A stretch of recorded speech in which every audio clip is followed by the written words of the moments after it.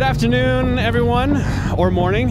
If you're on the east side, west side is, wait, other way around. Morning, afternoon. See, this is why I didn't have audio on last time. I don't even know what direction is east and west.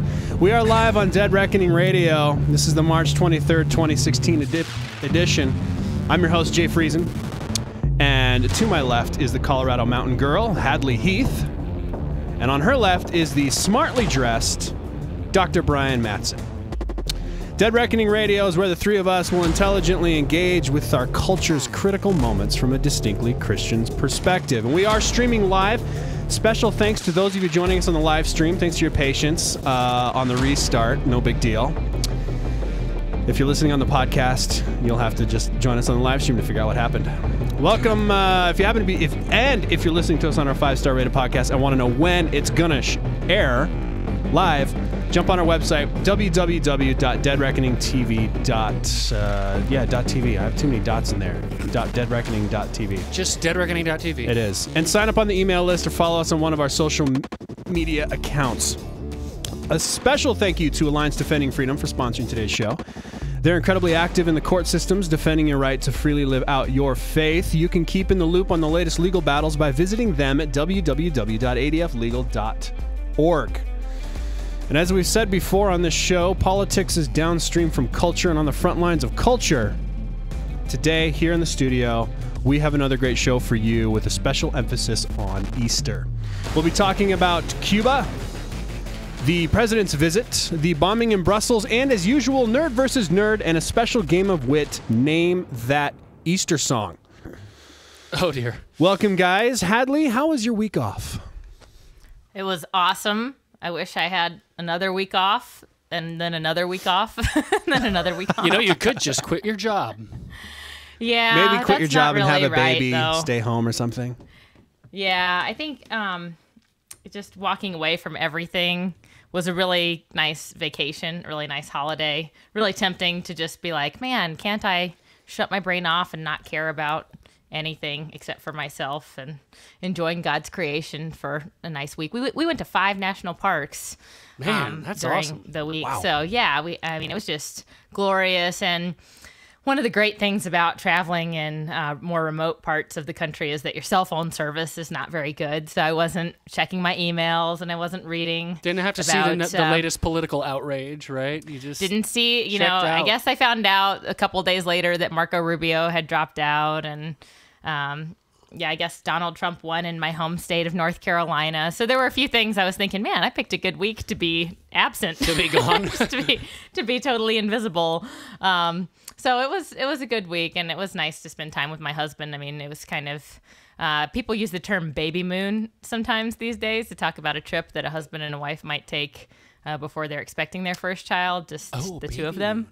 So it was kind of like our baby moon. I would have lost nerd versus nerd if that was the That's word. like a super. That's like a super popular. I'm too old common, now, I guess. Okay. I don't. Common enough for me to know it. So, right. Yeah, but we had a nice, it was a good bonding time for me and Aaron just to be together, the two of us, before the baby comes, because I know we live together, but he's also called a resident for a reason, because he kind of lives at the hospital. Taking up residence at the hospital too. So when he has a week off, I really try to put everything on my calendar on hold so I can spend time with him. But I highly recommend taking a week off every once in a while for everyone, regardless of your profession or vocation. Just take a week off. Sounds good. That's cute. Yeah. Well, guys, it is Holy Week, Easter Sunday, so let's get started with our quick takes. It's the high point of the church calendar this week as Christians across the globe celebrate the last week of earthly ministry of Jesus. Any thoughts you'd like to share? Hadley, I'll let you start reflecting on Easter. Well, the sermon I heard this past Sunday was appropriate for this week. In fact, some people sort of speculate that this happened on Holy Wednesday, or Spy Wednesday, as some churches call today. Spy? Yeah, because some people, because the Bible story about the woman with the alabaster jar full of nard happens right before Holy Thursday or Maundy Thursday, when they say, that's when the disciples celebrated the Last Supper. So the story that precedes that is about the woman who anoints Jesus with the perfume. And Right, and it's recorded in a couple of the Gospels. So we heard that at my Palm Sunday service, and I just thought it was a beautiful reminder. I love that story because it's just so outrageous what she does. I mean, that's a very expensive alabaster jar full of nard that would have cost, maybe in today's dollars, upwards of $30,000. So can you imagine just smashing something open that cost that much just to anoint Jesus? And of course, some of the disciples said, you could have sold it and given that money to the poor. One of the disciples said right. that. His Judas. name was Judas Yeah. Iscariot. I mean, you Right. think about it. If you think about something you own and deliberately destroying it as a sacrifice to God, you'd have to really Yeah. believe that that person is more important than whatever it is you have. Mm-hmm. Right. That's pretty But cool. it was just a good reminder that, we might be called upon to do things in this world that the world would say, that's just outrageous, but to do it out of love and worship of Christ, I think is one of the most beautiful callings for Christians. And so that's what I've been thinking about this week. It's great. Darkness doesn't win. Well, that's a theme that resonates through our show today. Darkness doesn't win, and the thing is about it. Darkness always looks like it wins. It always looks like it's winning, and certainly during Holy Week, it certainly looked like it had won. The great Savior of God's people, the one who was going to rescue his people and redeem them and kick off the yoke of the oppressor, ends up hanging on a Roman cross, dead and buried in a tomb. That is a pretty dark point and a dark place, but darkness doesn't win. Easter Sunday comes, and death cannot hold him. And God, through Jesus, through the resurrection of Jesus, is reversing death. He is reversing darkness, and he's doing it from the inside out. It starts in the place of death. It starts in a tomb. And it bursts forth from the tomb, and God is on the move. He has been on the move the last 2,000 years, restoring people, restoring relationships between man and God, and man and man, and man and woman, and fathers and their children, and children and their mothers. God is reconciling the world to himself, and it cannot be stopped. Easter Sunday means, as dark as it is right now, and there's a lot of things right now in our world that are very dark, darkness doesn't win. That's a good word. And before we get to the two dark topics, one that could be dark, one that could be light, people want to make it light. Adam LaRoche. Brian, this is probably a topic close to home as the resident baseball fan. Chicago White Sox player Adam LaRoche suddenly retired last week, foregoing his entire 2016 $13 million salary. That's enough to raise some eyebrows, but his reasons are what really got the sports world talking. Apparently, the ball club told him he was no longer able to bring his 14-year-old son, Drake, to work every day. LaRoche simply quit. $13 million is nothing to sniff at. Yeah, so what's your take, buddy? What do you think this is? Well, I've got my view is there's something going on the surface, and there's something going on underneath the surface. I think the thing that I'm skeptical about is that a lot of people have latched onto this Adam LaRoche story as a wonderful example of putting your family first, and this is a sterling example of fatherhood, and his son Drake is going to know all that his father sacrificed for him, and it's a heartwarming story. Now, Adam LaRoche is a professing Christian. I don't know him. I don't know his son. And he himself is not going out and saying, hey, give me the Father of the Year award, right? So I'm not impugning his motives by any stretch, but I do want to push back a little bit on the this is the Father of the Year stuff. Look, there's another way that you could go about this. You could say, son, the ball club's been letting me bring you to work every day. And by the way, people, this is not an occasional 14-year-old Drake comes into the clubhouse and says hi to the guys. This is 14-year-old comes into the clubhouse for 120 games out of 162. He's there every day, all day, with his own locker in the clubhouse. The ball club, that's not in his contract that allows him to do that. It was a gentleman's agreement. The ball club decided to rescind the gentleman's agreement and say we can't have him in the clubhouse every day. You can't bring him. There's another way. I think there's another kind of refreshing fatherly response. And it goes like this. Son, you know how much this means to me. You know how much I love you. You know how much I want you with me. But I also am a man of my word, and I signed a contract. And it's only 1 year. I put my name on it, and I have contractual obligations. And when I swear and I put my name on a contract, I need to submit to the authority that God has placed over me. And so for this year, and it's only 1 year, I'm retiring after that, I'm going to submit to authority and be a man of my word and play out my contract. I think that's the better lesson for the young man, because you run the risk of having young Drake go, well, when my dad didn't get what he wanted, he quit and walked away. So I just have a little bit of different perspective. This is what's going on the surface. Here's what's really going on, people. Brian's got the inside track. Look, Adam LaRoche is done as a baseball player. This was a 2-year contract. The first year of that contract was absolutely abysmal. The Chicago White Sox wanted him to walk. This was their way to get him to walk because they knew he would. Okay? That's what's happening. They're saving $13 million, and he gets the opportunity to walk away with his head held high rather than I'm walking away because I failed as a baseball player, which is what he was destined for this year. He's done as a ball player. So I have a little conspiracy theory that this whole thing was manufactured to get both of them out of a contract and not make either of them look bad. That's what I think really went on. That's here. politics. Hadley, finally on Quick Takes, ISIS persecution has been declared genocide by the State Department. The UN, now what intrigues me about this is the UN has already declared it genocide, and then John Kerry came on way later and said, oh, it's genocide. Now everybody thinks it's a big deal that it's been declared genocide. What are your thoughts? Well, I have to give credit where credit is due. I mean, this is a good thing. I mean, it seems so obvious that this is genocide, but when the State Department officially declares something as genocide, there are legal and statutory repercussions for that, because we have names for things, and when we label them a certain way, our State Department and the rest of the world organizations like the European Commission have to treat this differently. So I think this is a good move. We should applaud the State Department. Again, it's something that you and I probably think is obvious, that this is the targeting and martyring of Christians. But with this administration, I guess you can never really be sure if they're going to do the right thing. And so in this instance, they did. And I think they deserve some credit for that.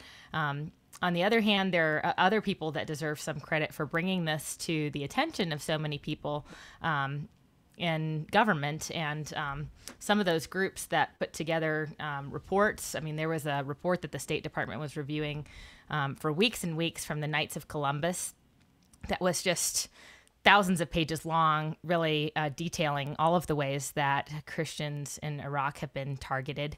And so there are people out there who are doing wonderful work to bring this issue to national and international attention.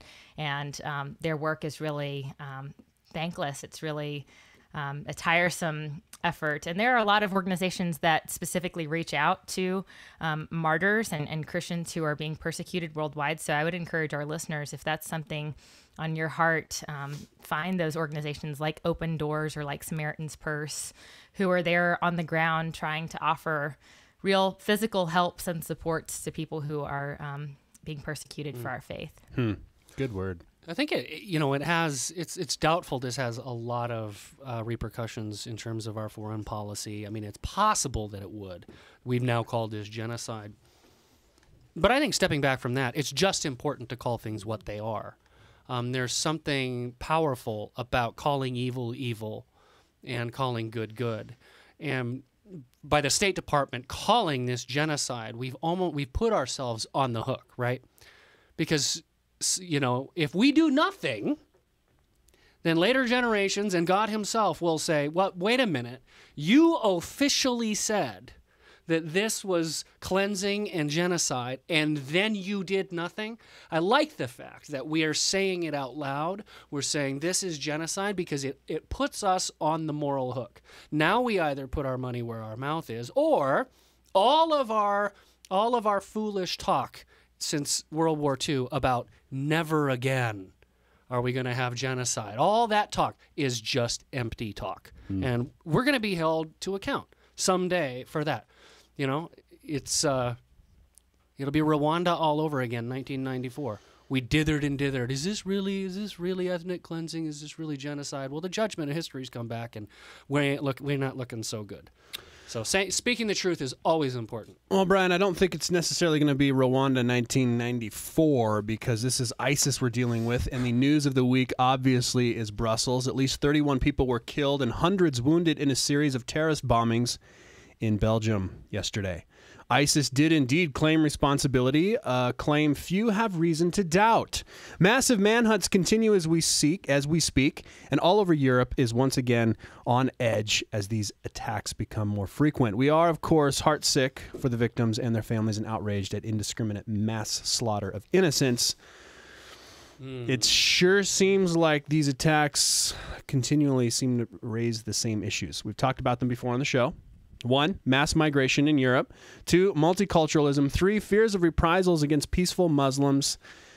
Are we watching the slow burn of Europe as we know it? Hadley, you've been over there more recently than the rest of us. What are your kicking off the conversation? Oh, man, I was just in, some of these cities like Brussels and Cologne. And, of course, Cologne had that New Year's Eve mass sexual assault problem. And now Brussels, the city... I was just there last fall, and so it does break my heart to think of people just peacefully going about their day and running into this kind of violence, heinous evil is what it is. And I agree with what Brian said. It's important to call things what they are. And the genocide label is really the flip side of what we're seeing in Europe, which some people have referred to as Islamic, radical Islamic terrorism. Some people are more reticent to use that terminology because they don't want to be politically incorrect. But I agree with what the Prime Minister of France said, and he said that Europe has been experiencing acts of war, several over the past year. That's what it is. I mean, there are people who seek to do war with the West, and those people are attacking our neighbors and allies in Europe, and attacks like this one in Brussels. And I'm sure if they could, they would make more attacks like this in the United States. So it's saddening and it's depressing, but Europe is changed. I think it's changing as we watch. I don't know that we'll ever see Europe as it once was, because when you do have mass migration of people, of course, one of the biggest challenges is, can you assimilate those people groups to the Western and what I say traditionally liberal values that we and our European allies share. So that's really the challenge. Of course, we want people to have safe refuges to live in, not be victims of war or genocide, as we just discussed. But on the other hand, when people do share a place, they share a territory or a country with one another, they have to agree on some basic cultural values and rules that they're going to live together peacefully. And my fear for Europe is mass migration and assimilation are hard to do at the same time. Of course, we have immigration to the United States. We've always had, I think, a proud history of people coming to our shores. But, degree and amounts are actually important variables. How many people come at once, and do they have time to learn our language and customs and values? And that's the challenge for Europe now, I think. And is it almost too late, I guess, is my question. It's like, this has been going on a long time. And I noticed Rod Dreher at the American Conservative wrote a piece just the other day highlighting a speech by the president of Hungary, who very clearly sees the problem. And he's closing the borders to refugees. He says, we can't do this. We've got to, we've got to face the facts here that this mass immigration, these mass immigrants are not assimilating. And we're under threat. We're under attack. And he takes this all very seriously. Dreher ended that article by saying, Hungary will be fine. to which Ross Douthat of the New York Times tweeted at him a link that showed that Hungary's birth rate is 1.3. Okay, so Hungary is not going to be fine. Okay, we are way below replacement rate. Hungarians are disappearing, and immigrants are not.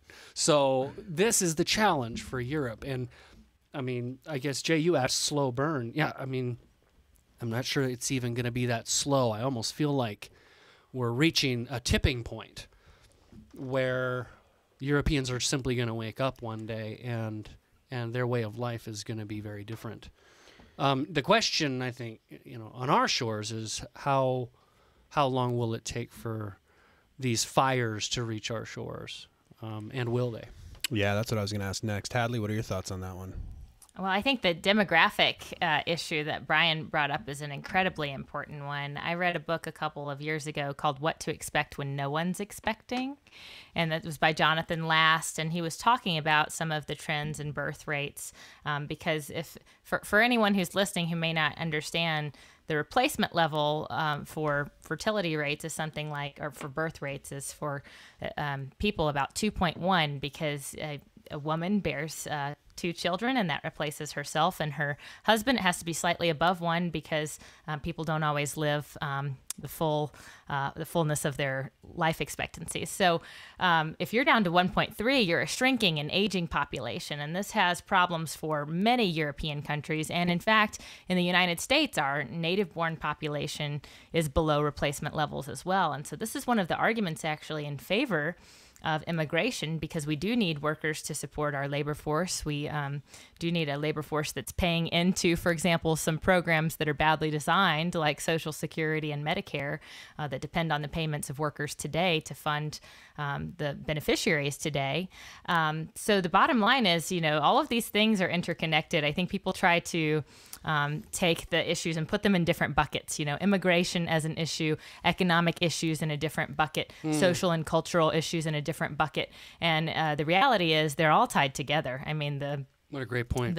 The root cause of so many of the world's problems, I think, is, and Jonathan Last concludes in his book that some of the things driving our fertility crises in westernized civilizations is secularism and socialism.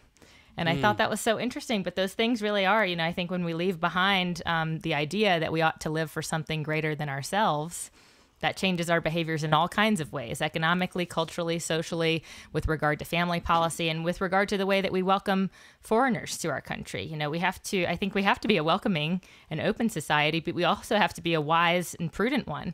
So I guess my point here is all these things are tied together, and they're going to affect the United States, to answer your question, Jay, just as we're seeing in Europe. But I do think just geographically, our separation from other countries on either side by 2 major oceans has slowed the effects here. But we do deal with a lot of immigration south of our borders. Right. It's just very different. It's very different to have immigrants coming from Spanish-speaking countries where most people are Catholic or have some familiarity with Catholicism, versus people immigrating from countries that are Muslim majority countries and that don't have democratic republics, don't have any experience with voting or equal human rights for both genders, or the respect of life that we share with so many countries in North and South America. That's a great point.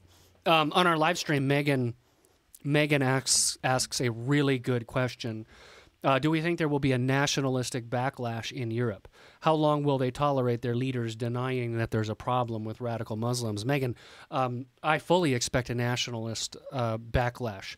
We are going to have a fragmented Europe that is going to go back to blood and soil politics. It's going to be ethnicity. There's going to be a disintegration of European unity. I think there's gonna be a very strong right-wing backlash. Look, Europe has been living off of the vestiges of Christendom for a very long time. The values that Hadley, you're talking about, those what you would call classically liberal values, equal rights under the law, the inherent dignity of human life. These sorts of values were provided by Christianity. Secularism has eroded the foundations of those things in Europe. And now Europe faces a new threat. The question is, do they have the intellectual and moral resources to combat these new threats and to hold on to these classically liberal values? That really is the question. Marcello Pera, an Italian statesman, wrote a book a few years ago called Why We Should Call Ourselves Christians. And he made this exact argument that all of the values that we value in the West, human rights, human dignity, they all come from Christianity. And unless Europe returns to the foundations of these things, they will further disintegrate. Or you go a different direction and you disintegrate and you have authoritarian leaders rise up. And none of this will sound familiar at all to American listeners who just puff themselves up and say, I will fix your problems if you would just put your trust in me. We will make Hungary great again, and we will make the Czech Republic great again, and we will make Poland great again. We'll make Germany great again. I think you're going to see a proliferation of that. We've already seen it in France with the massive rise of the ultra-right-wing Le Pen party in France. These are dangerous directions for Europe to go because, as we know from our experience, a tinderbox in Europe is a very dangerous thing for the entire world. Yeah, my comment about the nationalistic backlash is that it's already happening. I mean, there are parties in nearly every major Western European country that are dedicated to anti-immigration. And that is what they do. They are concerned with closing the borders to their countries. They're not necessarily the parties in power. A lot of these countries have multi-party systems. They don't have a two-party system like we have in the United States. But they would not be surprised at all to see what has happened in the United States with the rise of Donald Trump, because it's already happened in so many of their countries. Now, whether or not that backlash results in any changes in policy is a different question, but certainly there are many people who feel strongly that open borders are hurting Europe and not helping. And unfortunately, a lot of the divide, just like we might say is happening in the United States, is between people who we might refer to as cultural elites versus people who are in the working classes. And unfortunately, that divide really makes the discussion harder because it divides people in a way among class lines where, anytime people are divided, it's harder for them to have a real honest conversation about the issue itself. And that is what I think is happening to the immigration issue here at home and in Europe. Wow, great stuff. I'm not going to talk about it. That's amazing. I was going to bring up something and I decided not to. Okay, guys, that was great. Do you have anything left to add before we go to nerd versus nerd? Is there? I know Remley had a couple questions about shaping the UK EU referendum. Yeah, she asked about the Brexit, or that's short for Britain exiting the EU, and I think that that's right. Yeah. Mass immigration in Europe does affect opinions in the UK about leaving the Union. They also have a very small English channel that divides them from France and from other nations. But yeah, I think the people of the UK have always seen themselves as not Europeans. If you call someone who's from the UK a European, they wouldn't like that. They wouldn't appreciate that very much because they have their own history and a very strong history in terms of those classically liberal values that we talked about. So I think that they're concerned not just in terms of financial issues, but they're looking at what's happening culturally in the rest of Europe, and they're saying, not sure if we want to invite that here. We're seeing a kind of an interesting, for the last 300 years, the English-speaking peoples have been the dominant world leaders, and that would be the UK and the United States. North America, Australia. English-speaking peoples have really dominated global affairs, and we're seeing a substantial shift, I think, global shift in that. I don't know quite what to feel about the UK leaving the European Union, in the sense that I think it's important for the UK as a nation to have some influence on what goes on the continent, and sort of a protectionist, isolationist move I'm not that fond of, because I think Europe needs their influence. But at the same time, they have very real considerations about whether they want to be a part of the EU. Well, if anything, I've come to the conclusion that our children, the three of us, our children, and Hadley's snacking because she's pregnant. Sorry, guys. It's lunchtime. I think it's Lunch hour hilarious. shows. Are going to grow up in a very different world Yes, than they the will. one we grew up in. But remember, as Brian mentioned at the beginning of the show, darkness does not win, and Sunday is coming. All right, now we can get back.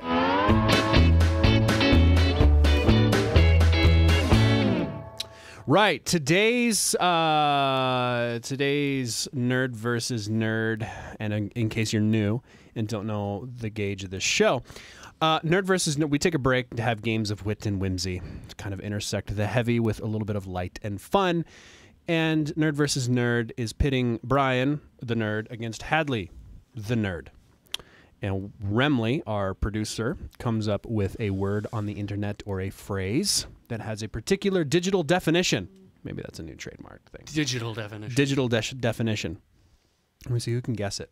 Okay. And if you guys can't, generally it's fun. So today's word, guys, is, or phrase, today's phrase. And I thought about, because we were talking about ISIS and terrorism, and I've been accused of being a hipster, I thought about doing something with beards, because that was the other option. Remley gives me two. Okay. But I decided not to. Today's phrase is friendly fade. The friendly fade. The friendly fade. A friendly fade. Does it have an article in front of it, or is it just friendly fade? No, just friendly fade. What are people referring to when they say friendly fade? Friendly fade. I'm watching the chat window right now to see if no, anybody yeah, starts no looking piping at in. the chat window there, Hadley. We can't. No cheating. I'm not. And there is a delay on chat. It's about 10 seconds, 10, 15 seconds or so. I'm kind of torn. I have two ideas. One of them seems really obvious, and then one of them seems like not so obvious. But, my first thought was like, maybe this is like the end of a relationship where it just kind of like fizzles out. And that's a term for that. But then that seems like too obvious. Why would you say that? It's like saying what you mean. Not even slang. It's not even slang anymore. It's actually at that just point. Yeah, the friendly fade. Just what it is. Yeah. So my guess is going to be, and this is going to reveal what a nerd I am, because I'm not even sure if this is like a thing. But help me out here, Jay, because you probably know better than I do. Is a fade a type of men's haircut that's popular right now? I have a fade. Okay. So I have a fade. It starts out at like 0 or wherever you want and then goes up. Okay. Because, see, I cut Aaron's hair. I'm his barber, and we just crew cut like every time. It's very simple. So I don't really understand men's haircuts. But I do. Aaron needs to man up and shave his own head. Oh, now come on. I'm interested in your definition of friendly fade. A friendly fade. Okay. Let's not get talking about haircuts. Well, now that I've established that a fade is a kind of haircut, I'm gonna guess that a friendly fade is a haircut that is it's a good-looking fade. So you're in line with what Joshua has mentioned on the chat window. Don't look. I'm not because I'm not looking. Somebody actually has guessed it on the chat. Oh man. Really? Yeah, all my chat I have people. no idea what friendly fade means. Nape cut. But my guess is going to be, there used to be a wonderful tradition in America, from generation to generation, with new dances that would come out. Like the Lindy Hop and the, whatever. And, right, like, yeah. Yeah, like new dances would Charles- sweep the country. The Charleston would yeah. sweep the country in a Cabbage Patch. in a big craze, and everybody would go crazy. The Macarena. Yeah, Macarena. Yeah. But What was, I think that tradition has sort of died out in America, and I believe the friendly fade. The South Korean guy. I love that one. Gangnam Style? Gangnam Style. Gangnam I love Style. Gangnam Style. I think that the friendly fade is a new dance. And yeah, it's a new dance that's sweeping the nation. It's starting out in fundamentalist Christian South, Alabama, where sex leads to holding hands. Yeah, exactly, in Alabama. And so this is a very chaste dance that is sweeping the American South right now. It's called the friendly fade. In fact, I think that it originated in Mississippi with a particular couple. One of the person's names might have been Remley. They started it in Mississippi, and now it's sweeping the country. Friendly fade. Yeah, you're both wrong.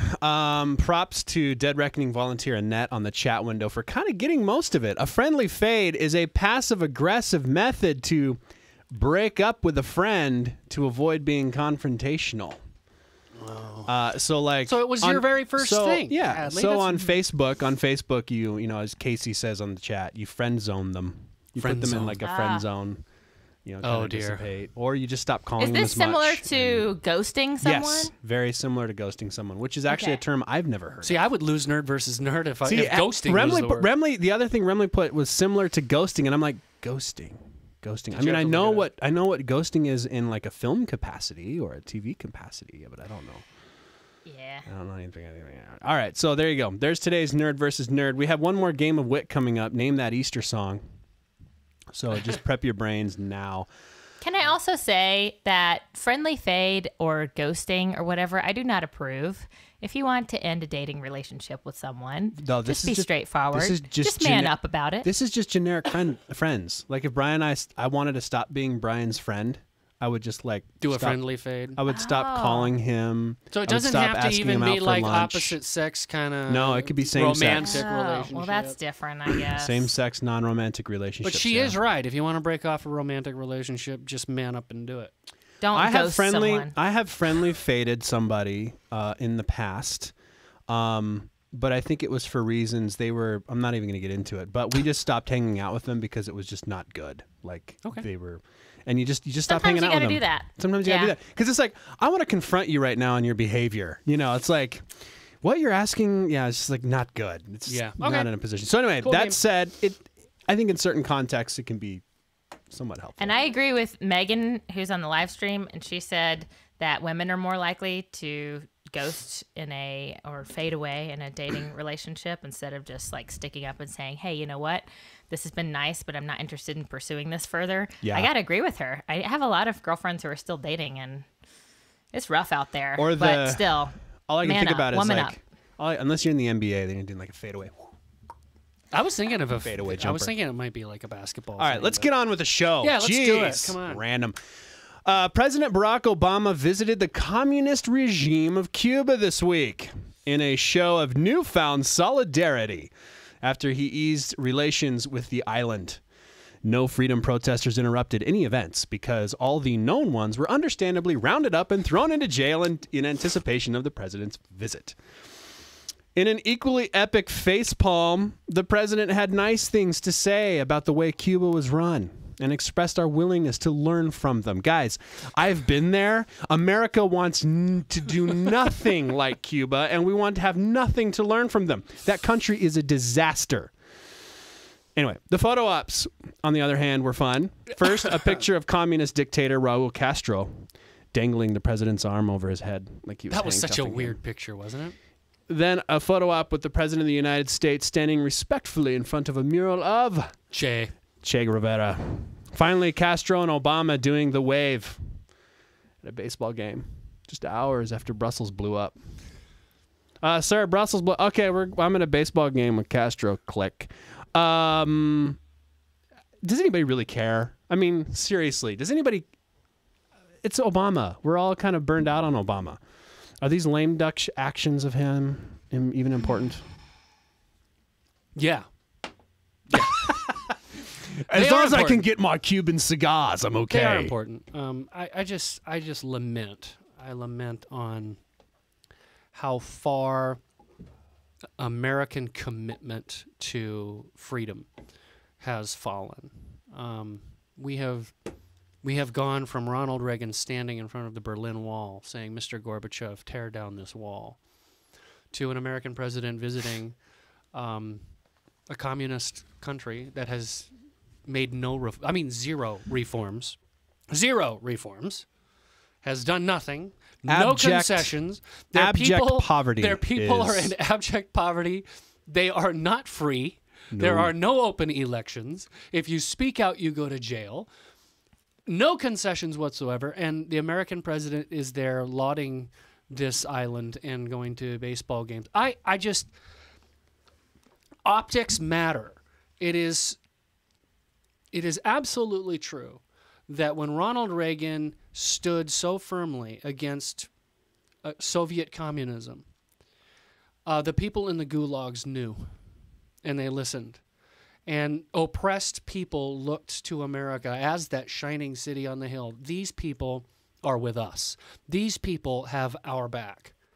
Going and yucking it up with the commie dictator and going to the baseball game and doing the wave is a total reversal of everything America has stood for all throughout the 20th century. And I'm sorry, I'm saddened by it. I think it is a reversal that is going exactly the wrong direction. We should be standing firmly for freedom. Hadley, how do you, I mean, we kind of expect that Obama's going to do whatever it is he wants to do because he's Obama and weird like that. But how do you think this is going to affect some of the elections this year coming up? I mean, we're leaving Obama era and entering somebody new. Yeah. Oh, well, this is kind of a hard topic because which is why we dedicate a whole segment to it. Right. No, I'm glad. The issue of trade. The issue of trade is a hard one, especially for people on the right-hand side of politics, I think, because we've got Donald Trump, who's very protectionistic and doesn't want to do business with anyone, or at least he wants to make good deals. We're not talking about Donald Trump. We're not talking about Donald Trump. Come on, we'll move on. Remember, we have to have this conversation. Jay specifically asked me about the 2016. I did frame it in that capacity because I think that's kind of where what impact is that going to have? I mean, that's where we're headed. Yeah, well, let me just say this. Typically, I'm someone, because I believe in free markets, I also believe in free trade. But in order to have free trade, you have to have two countries that are willing to do business with each other on the up and up in a decent way that honors the hardworking people within their countries rather than benefiting solely the tyrannical regimes that run that country. And unfortunately, that's more like what we would see happening in our exchanges with Cuba. Now, as far as the president's visit, I mean, this is just more apologizing for America, as far as I can tell, because Castro had some negative things to say about the United States, including, what he calls human rights abuses, as if not providing universal government health care is the same thing as making political arrests of your enemies. Those two things are not equal. If you think that the healthcare system is better in Cuba than it is in the United States, well, you can go now. Now you can travel to Cuba and you can get your healthcare there. If you really want to deliver your baby in Cuba, then hop on a flight to Cuba and you can have your delivery in Cuba instead of the United States. But I don't think anybody's going to be going to Cuba for medical care because we recognize that we do a better job in the United States providing those services, including education, another thing that Castro slammed us for. And of course, President Obama, with his progressive attitude where he wants to apologize for America all the time, is saying, you've got some good points. Like, that's a good idea. Like, we should have healthcare just like Cuba, as if we want to emulate this country. So it's really disappointing, but it's not that surprising given that it's President Obama. But I think what people are, on the flip side of that, people feel like we've apologized too much to the rest of the world during the Obama years, and they want to make America great again. That's the knee-jerk reaction. That's where people's minds are at. They're sick of being sorry for the way we've run our country, and they want a leader that will stand up and say, "Hey, I'm going to make good deals. I'm going to make America great again." Right. So the question really under the surface that's more important is, how do we actually make America great again? Is it by making good deals with tyrants and, people like Putin who also commit human rights abuses in their own countries? Or is it by standing up for, like Brian said, the principles that have always made America great and that were, framed in our Constitution and that we could get back to today, not just at home, but abroad in our foreign policy and the way that we represent ourselves and the way that we talk about ourselves and the way that we talk about what's going on in these other countries. I mean, since 2010, the number of political arrests in Cuba, I mentioned those, has quadrupled. So it's not like Cuba's even on a path to getting better. The human rights abuses there are pretty blatantly obvious, and to not mention them on this trip, I mean, to not even, a good president would come out and demand change, but instead we're just kind of ignoring them. It really is quite remarkable, I seem to remember Pope Francis went to Cuba, didn't he? I think he went to Cuba, and even he had something to say about human rights while there. Yeah. And it was soft. I mean, it was soft. He wasn't like in your face, but even he had something to say about it. I mean, to just go there and act like, oh yeah, the last 50 years of estrangement that we've had was all for no reason. And nothing needs to have changed. We're buddies and pals now. Isn't this awesome? Let's go to a baseball game. I'm just thinking to myself, I mean, I can't. It says a lot about President Obama that somebody could still toe that line after walking the streets of Havana. well, he didn't really walk the streets of Havana. He should have. He went where they wanted him to go. Come on. It is unbelievably bad. I mean, every beautiful building that once was there in the 40s and 50s is now a shell. Right. People are eating scraps off of the ground. I mean, yeah, everybody's got a cigar hanging out of their mouth, but they steal them out of the factories. Literally, they steal them out of the factories, and it's normal there. But they live in total poverty. They have nothing. It's just unbelievable. Like, I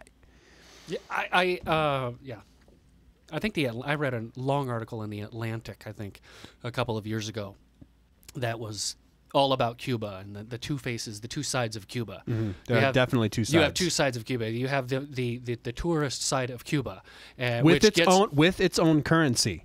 Exactly. It has its own currency, and it's the hotels and the things that the government approves of, and it's where you ice cream shops and everything else. They want you to come as a tourist, and then there's the rest of Cuba, and with its own currency, which is worthless.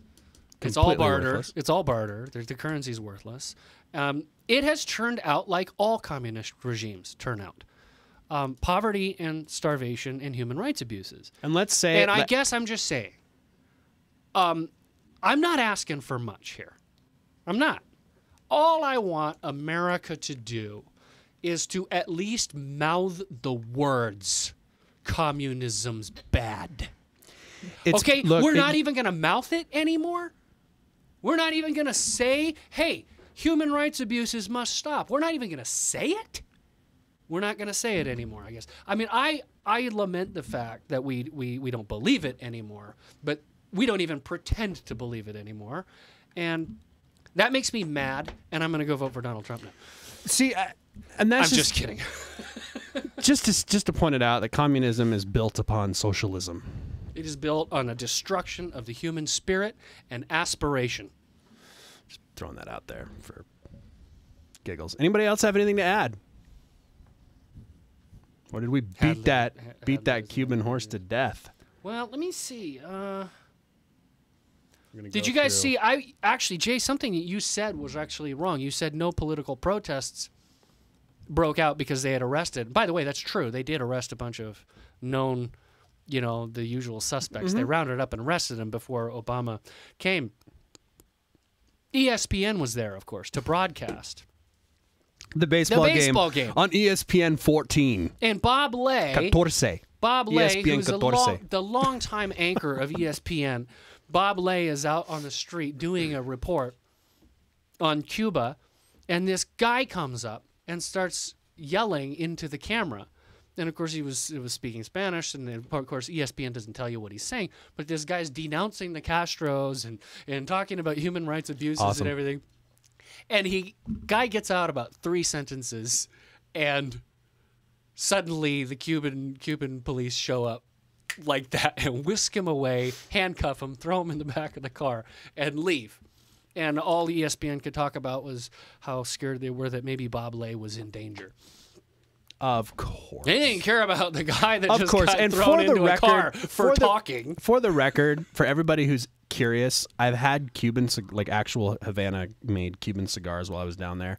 Yeah. And the Dominican, Nicaraguan, they're as, because of the trade regulations, all the other Cuban manufacturers have had the chance to catch up and to a lot of extent exceed, even U.S. manufacturers exceed Cuban cigars. So just throwing that out there in case people are wondering. Well, that's what happens with state-run businesses. It Competition beats them. That's why you have to crush the competition so you can still maintain your hold on things. Well, that's what they've done, and the quality suffers. It always suffers. Now, as another reminder, Can I add one more thing about Cuba? Because this was something that Remley mentioned this week, and this was something that I really hadn't thought about. But with the return of trade and various exchanges to Cuba, one of the things, maybe a silver lining, is that the Bible is making a significant comeback in Cuba. Because if there's been no trade or no diplomatic relations between the U.S. and Cuba, then restoring that, then that means that one of the world's largest private Bible collections has been made available to all Cuban people as part of a trip of missionaries going to Cuba. So that might be something that we could celebrate and maybe make the point that even in things that we think are disappointing or that our government hasn't handled very well, God can still use some of these things for good. Yeah, good point. You know, that said, the reason I was down there is with an organization called Overseas Council, and I was doing a film project for them, and they invest in national church leaders, and there is a very strong national national-led church, Christian church movement, I guess, in Cuba. Like Christianity is very strong in Cuba.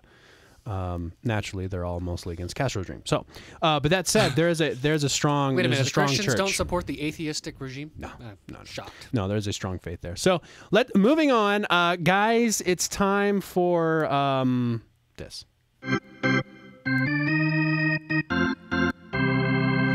Name that Easter song. What I'm going to do is I am going to read a line from the song, and you are to give me the title. As with some of these games, I'm going to go back and forth whether you win or lose. And Hadley will win the game because she is a woman, and I favor women, regardless of what the score is. I don't think she wants special treatment. I think that Brian's going to win because he's the musician here. Yeah, I don't know if I'm going to win an Easter song competition. All right, here it is, guys. Okay, who's first? Who's first? You're a theologian and a musician.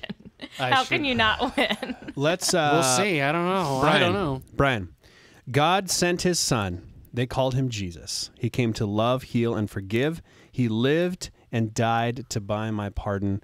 An empty grave is there to prove my Savior lives. That's the first line of a song?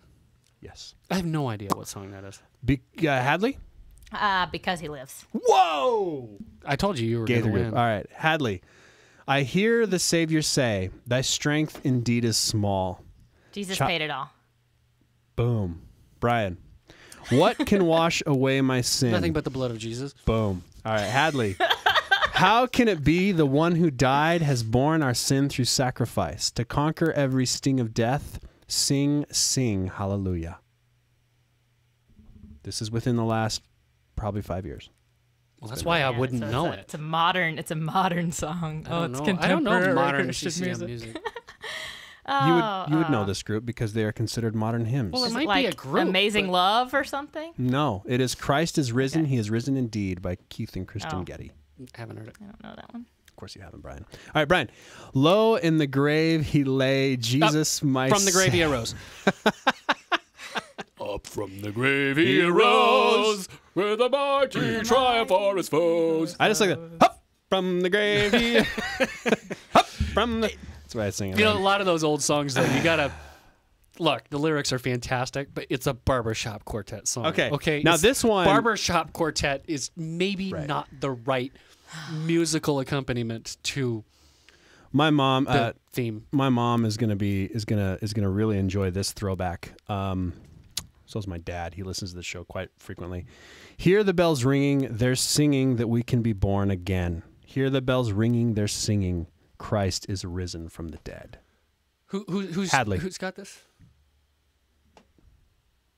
I don't know. I think that's just called. I feel like I've heard the song before. I think that's just called the Easter song. It is called the Easter song. Yeah. By second chapter of Acts. Yes. Matthew Card, Keith Green, that's a cool song. The original CCM, like they founded, like with the Maranatha crew, Chuck Smith's outfit, you know, they founded all that. Brian, Christ the Lord is risen today, alleluia.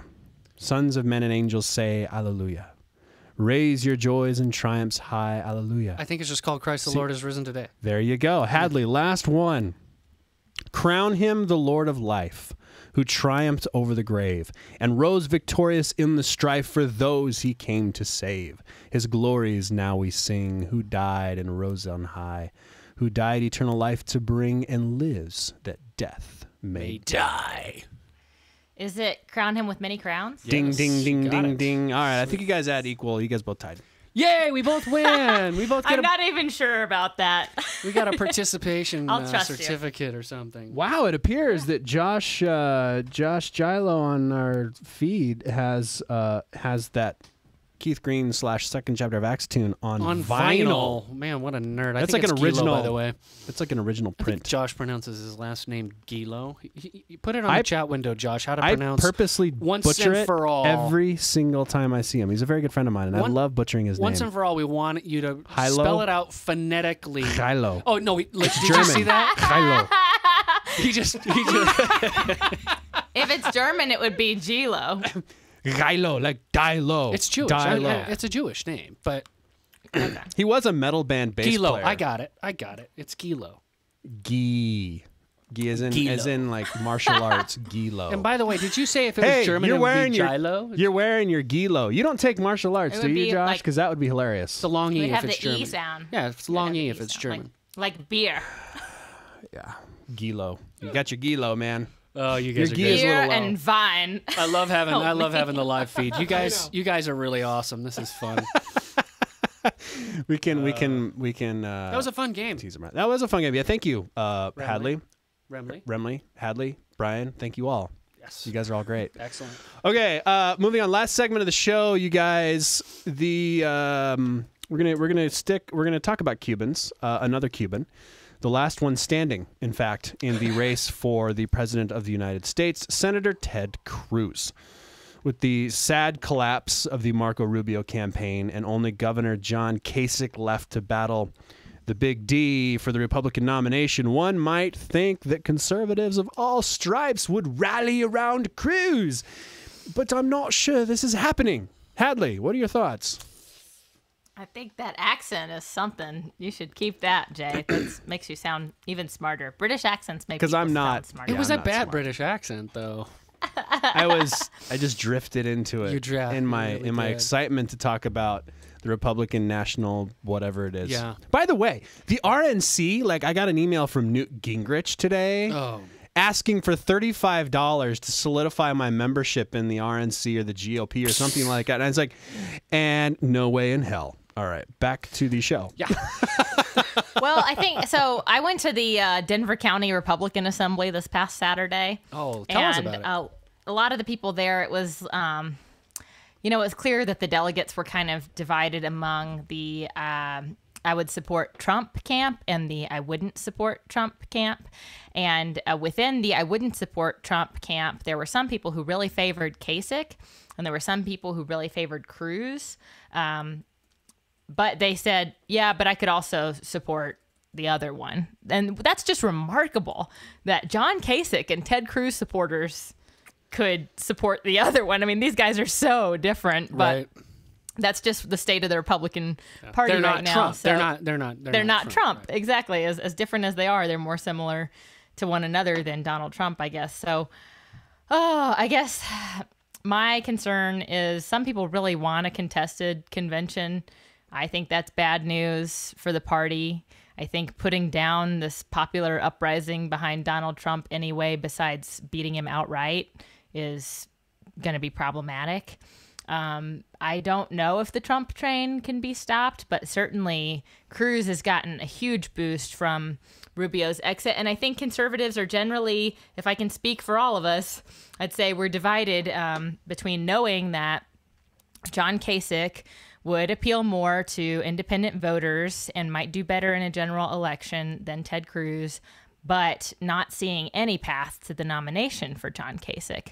So strategically, maybe feeling tempted to throw our support behind Ted Cruz at this point, even though Ted Cruz seems like the weakest of the three, in my opinion, when it comes to the general, because he does not know how to speak any other language besides red meat conservative.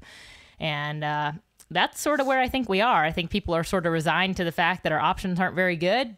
There's a chance that Trump might not get the nomination, but I'd say there's a bigger chance that he will. Yeah.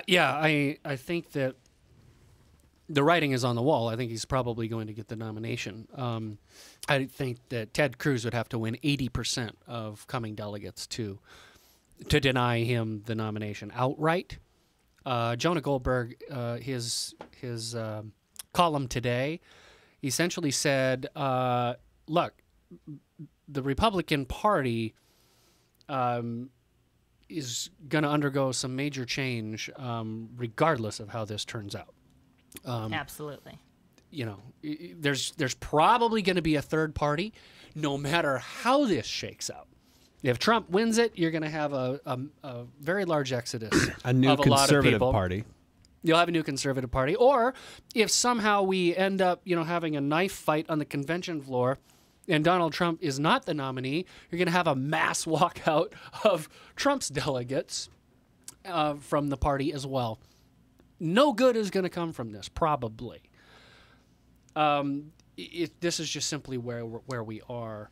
And I think it's very likely at this point that Donald Trump will be the nominee.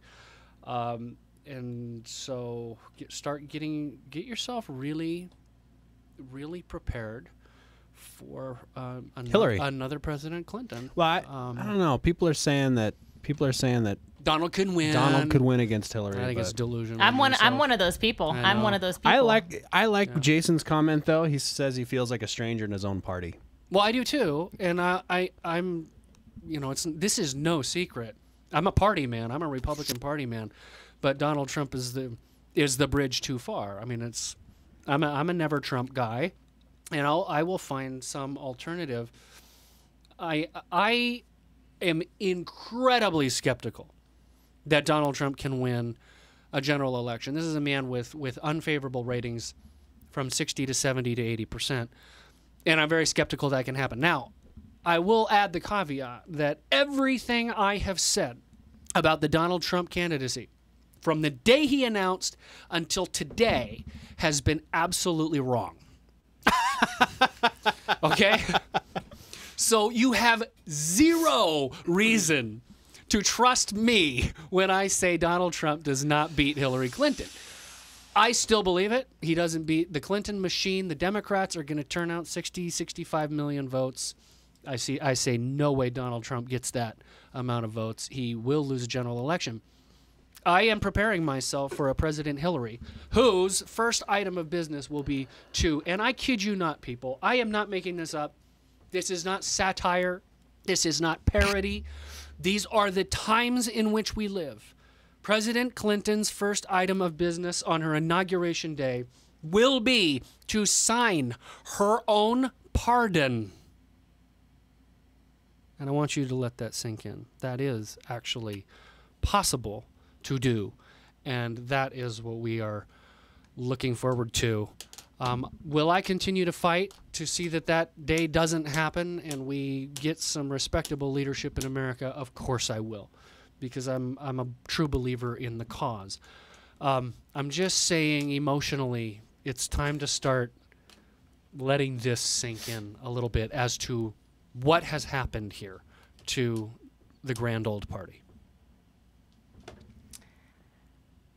So I want to make 2 points about Trump. And one is, it blows my mind to think that the guy that Republicans have the greatest hope might stop Trump is Ted Cruz, for crying out loud. This is the guy who was like, I mean, if there was an anti-establishment face in the Senate, it was Ted Cruz. So we've got like the most anti-establishment guy possible, and then this guy who's run his whole campaign on being like anti-establishment. It's incredible. So it's incredible to me. If Ted Cruz weren't in the race and it was John Kasich against Donald Trump, then I could understand why there was all this fervor, anti-Washington fervor. But the fact that you have this alternative in Ted Cruz, who may not be my favorite politician. I don't really like his tone or some of his strategic choices in the way to present himself as a candidate. But my goodness, like if you're looking for somebody who wants to stick it to the man, Yeah, like burn Washington down, right? Ted Cruz wants to stick it to the man so hard, So I just find that really remarkable that like the establishment's guy is now Ted Cruz, basically. You got Lindsey Graham. That's just like, Lindsey Graham is out telling everybody Yeah. to vote for Ted Cruz. I mean, exactly. this is what the kind Twilight of upside down Zone. world is that? This is the Twilight and Zone. Then my second point, speaking of Twilight Zone, is that Quinnipiac, which is a national polling organization, has a poll out this morning, and Clinton leads Donald Trump nationally by about 6 points. That's not a lot. That's really not a lot. And I also want to remind everyone that it's not the whole nation that votes for the president. It's really just a handful of states where the electoral college votes are really up for grabs. And I think anything can happen. I mean, I don't think it's delusional at all to say that Donald Trump could be the next president of our country. I mean, I'm done underestimating him. I think we should all be done underestimating him and his appeal. I think Democrats are woefully underestimating him, just like Republicans did in the beginning. So. Hadley. So what you're telling me here is that I was just telling people they need to emotionally get used to a President Clinton. But what you're actually telling me is, Brian, no. You need to emotionally get ready for a President Trump. That I am unwilling to do. Okay? Because you're going to be emotionally surprised. I want you to know. He's the president. When I said Trump is a bridge too far, he is such a bridge too far. I cannot even bring myself to get in any way, shape, or form comfortable or used to the idea of a President Trump. I can't emotionally do that. Now, as the year moves on, maybe I will start trying to get emotionally attuned to that, but I can't. And I think maybe what you're coming to the conclusion of here is that I actually think Donald Trump is worse than Hillary Clinton. Which I absolutely think he is. Which may actually be true. Now, I can't say it for certain, but I do know a lot of people will make a different calculus. I mean, I understand your calculus, but a lot of people will make a different calculus. Hillary Clinton's a pretty weak candidate. Regardless, too. there are two things that I can probably predict are going to happen or are happening. One, the America as we know it is gone. Okay, between all of the ISIS terrorism, all of this weird political spectrum, and Donald Trump is even there. Our America as we know it is no longer existing. Two, we will be drinking whiskey on this show by the time the year is over. Something will drive us to the point that I won't be pregnant anymore. My two bottles of whiskey, and I'll be drinking on this program, which is not something I want to do. Those are the two things I'll predict are going to happen. This has been a really, really disastrous political year. And I just want to say, it's one of those weird things. The electoral calendar, the great populist moment, the anti-establishment, everything has conspired to make everything go wrong. I mean, from my perspective, go wrong. If you're a Donald Trump person, you think everything went right. Okay, from my perspective, everything's gone wrong. When we are left putting our hope in Ted Cruz to stop Donald Trump and Hillary Clinton, things have gone really wrong, and they're off the rails, and this whole thing's a dumpster fire. It's a train wreck, whatever you want to call it. It's where we're at, but listen, darkness doesn't win. Darkness doesn't win. We have to be an optimistic people. God is still in control. The resurrection really happened. There's dark times, culturally, politically, and that's why we're going to continue to do this show. And if this might become underground radio, before this is all over, we're going to have to be pirate radio. I've actually thought about how to broadcast doesn't win. Yeah. Did you guys happen to catch the speech this morning from House Speaker Paul Ryan? I did not catch it. No. I highly recommend this speech. I linked to it on my Facebook. I'll tweet the link too. But this was a speech just this morning that House Speaker Paul Ryan felt compelled to give about the state of American politics. And if you want a reason for optimism, if you want to be encouraged, it makes me feel so fortunate and blessed that this man is the Speaker of our House, because somebody is trying to be the moral compass of this country, and it's Paul Ryan. Yeah, I mean, he didn't name any candidates. He didn't sling mud at anybody. He basically explained why he got into politics. And he believed that, ideas can unite people and ideas can make a big difference. He said personalities will come and go, but principles will endure. And this Amen. really encouraged me because I thought, you know what, he's right. History is long, and this is just a moment that we're living in.